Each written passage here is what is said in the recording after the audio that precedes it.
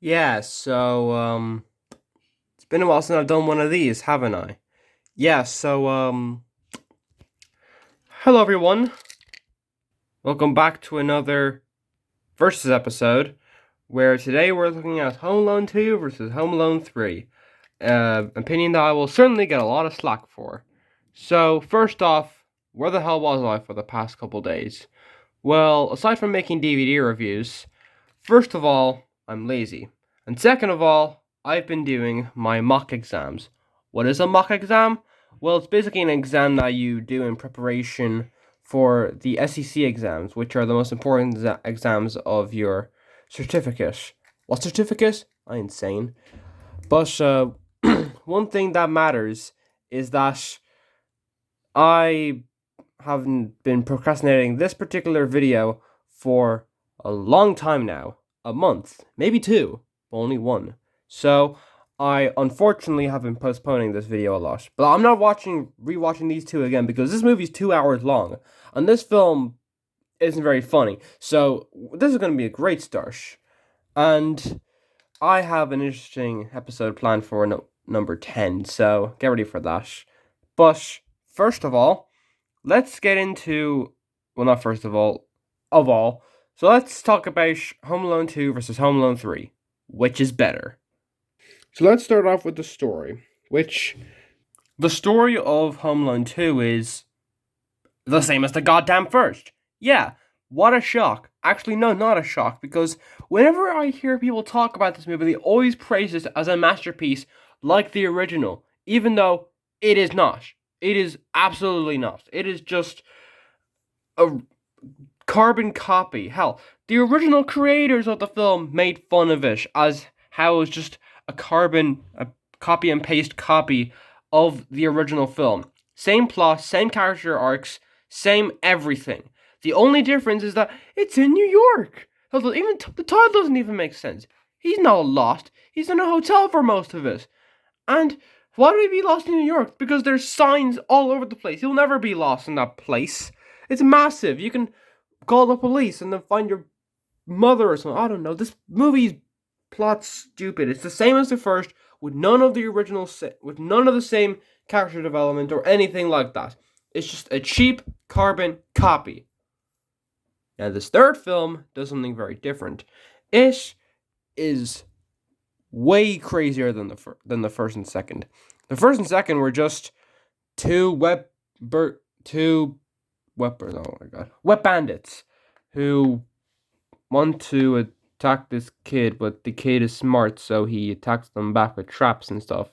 With this film, it's four criminals that work for a North Korean terrorist organization that hid a chip in an RC car, but that got switched up with an old woman at the airport, and the old woman gave the car to Alex, and Alex is a kid who has chickenpox, and that's why he has to stay home.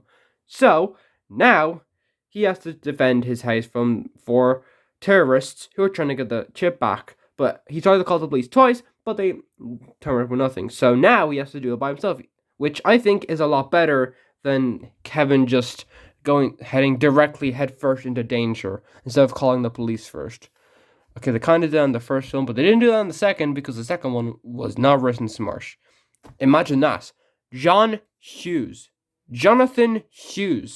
the guy that wrote Home Alone 3 as one of the last dead ends of his entire career, suddenly now made a good movie. Well, he wrote a good film. And yeah, it's not very funny, but I will agree. The plot is different. It's different from the first film. It's it's not completed. It's not completed, so she also fought off burglars. But it's a change. The four burglars, it's kind of funny to watch them lose their minds as it goes on. But it doesn't change the fact that this is a very interesting plot. Bottom line is this movie has a good plot, okay? I don't need to explain it has a good plot. It's unique, it's different from the original, and most of all, it actually, works and has sometimes good emotion. Actually, no, it doesn't because there's no emotion in this movie. This is very late John Hughes back when he was finding it harder and harder to write. Anyways, this film gets Home Alone 3 gets a point. So there we go. So now we have characters, and the characters of these films are very different. So automatically, Home Alone 3 gets another point because the characters are the same in this, but actually, no, now that I think about it, maybe I do give this one a higher rating because I don't know. It's just like, oh, I do know because one of the characters is played by Tim Curry. Tim Curry, the oh yes. Now I guess why Nostalgia Critic praises Tim Curry as a master actor of turning bad movies into masterpieces. I mean, he's really great in this movie. He automatically puts all the characters at a high note. And the characters are still fun. Harry and Marv are still good characters. But the main problem I have with the characters in this movie is Kevin.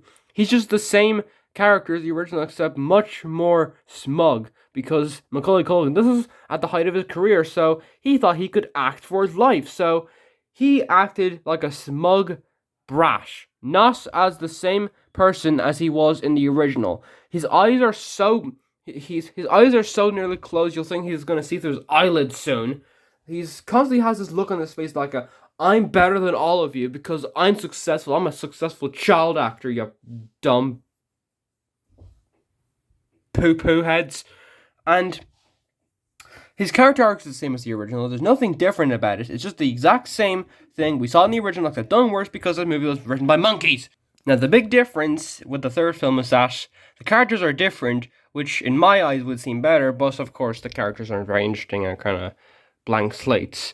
Despite having different characters, and that in my eyes that would seem as a benefit. To me, it just seems like a drawback because the characters themselves just aren't very interesting. And yeah, the Home Alone 2 had copy and paste characters, but at least they were memorable copy and paste characters.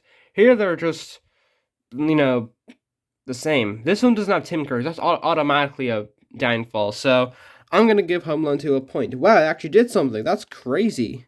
But let's not get ahead of ourselves. Let's talk about the music. And I don't know if I should count this because Home Alone 2 does the Indiana Jones and Star Wars Actually, no. This is a problem with John Williams. He just, whenever he does sequels, for some reason, likes to repeat scores all the time. He did it with Star Wars: Rise of Skywalker. He did it with Indiana Jones: Dial of Destiny, and now he did it with this, all the way back in 1992. Because why not? And what do you know? It's the same score as the original, but I had to put it against higher than the third because the third score is much more childish and stupid and not very good. This score was composed by some rando who I've never heard of, or was it collaborated with Hans Zimmer? What? Anyways, so yeah, they he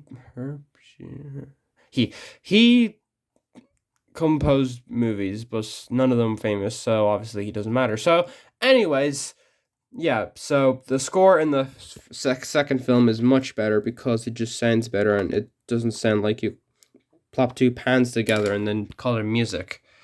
Because, that's what the score of this film is. It's just, childish, haha, funny, because funny.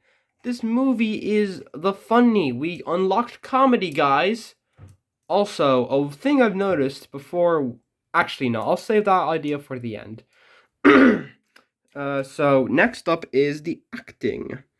And so, as I mentioned before, the acting in Home Alone 2 is not very good. Yeah, it is saved by Tim Curry acting as crazy as possible, but the big problem is Macaulay Culkin. He just doesn't act as well as he did in the first film. And yeah, he was a child and he got this much fame and he acts like this now. But that doesn't mean I'm not going to make fun of it because it is still very bad child acting. Now, of course, it is very bad to make fun of kids acting because they're kids. You can't get multiple good takes of them because they're kids. They never acted before. I mean, some kids started as really bad child actors, but eventually grew to be some of the most famous child actors of all time. Like Jacob Tremblay. He was horrible in Smurfs 2. And then he was in Room, and that was amazing. Haven't actually seen it yet, but, he got a nomination, and then he was in more and more successful films, and he acted good in them. he is a good child actor. But then Macaulay Culkin is the opposite way. He starts off good and then he goes bad because popularity, I guess. I don't know. He's just not a good actor in this film. And he's the main reason why I would probably give the acting to Home Alone 3. Because the kid actually feels like a damn kid. Yeah, he's smart and as all hell, but like, it's not so unbelievably smart that he's smarter than his own goddamn parents. His parents have good jobs. You know, uh, his sister is smart, and he's somehow able to outsmart four terrorists, which the terrorists themselves are acted well.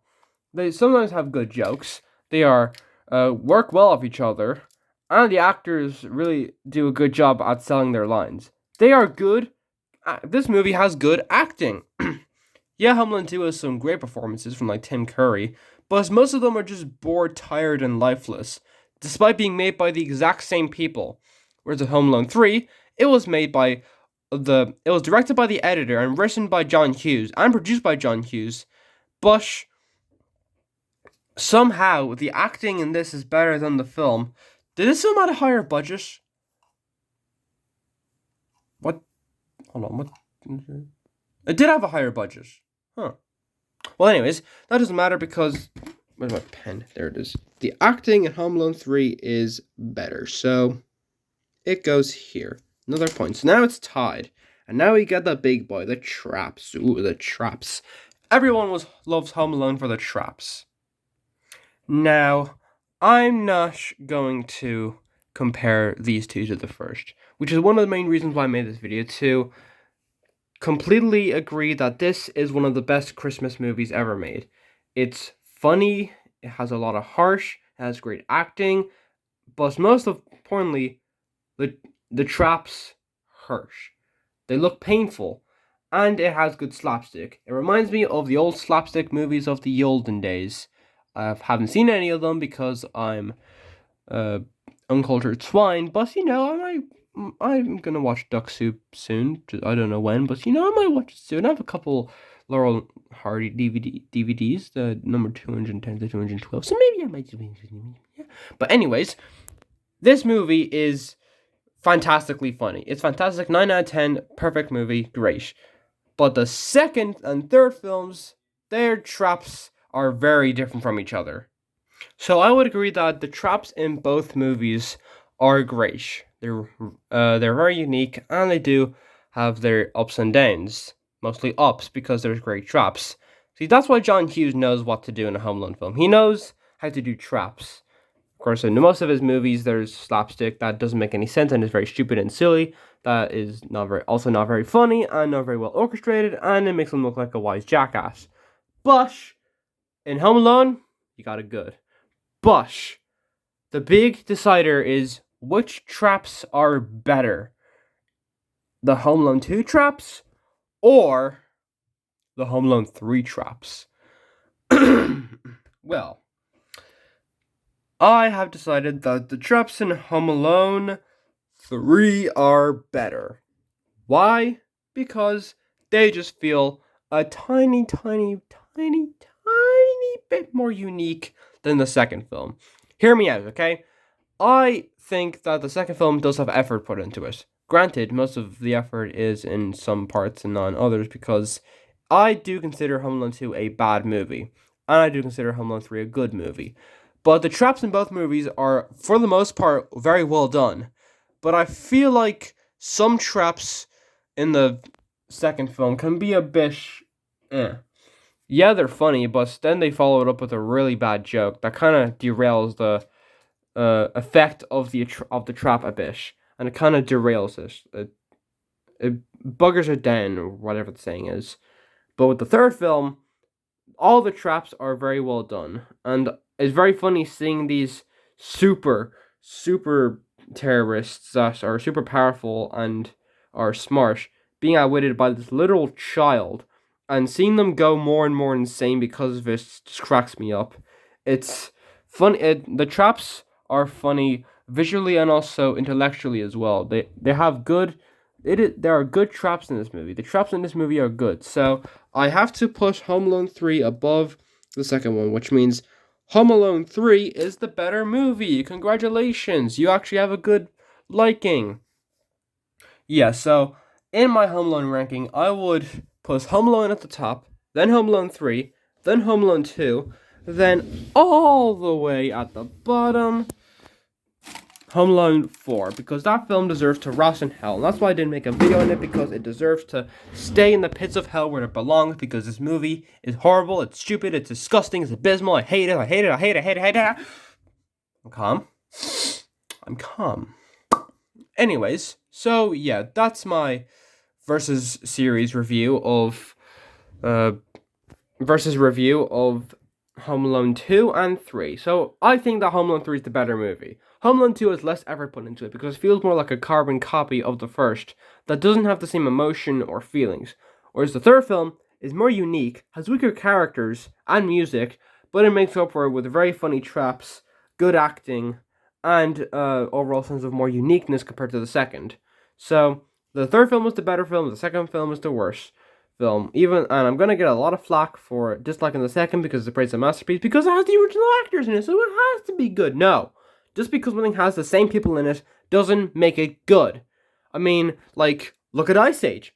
Some of the films are good, and others are big stinky piles of doo doo, like the second film, or the fourth film, or the sixth film, or probably the seventh film. That's right, they're making the seventh. Can you believe it? I couldn't, but it is. They're making it. They announced it. They're doing it. Sorry. Before you go, I hope you enjoyed this video. Make sure you like and subscribe for more. I'm sorry for not uploading in a couple days. I apologize. I'll give myself a slap on the ass after recording. But one thing that I've noticed is that this film is not considered a Christmas film. And you want to know why? Because it does not take place on Christmas, I think, because there's snow, but there's no Christmas trees around. I mean, there's a wreath, but I don't think this takes place on Christmas. I think this is a January film. And nobody likes a stinky January film. Ugh. 0 out of 10, worst film ever. Home Alone 2 is the greatest movie ever made, and nothing will deny it. Anyways, hope you enjoyed this video. Make sure you like and subscribe for more. And once again, I apologize for not uploading, but that's my choice anyway. Bye!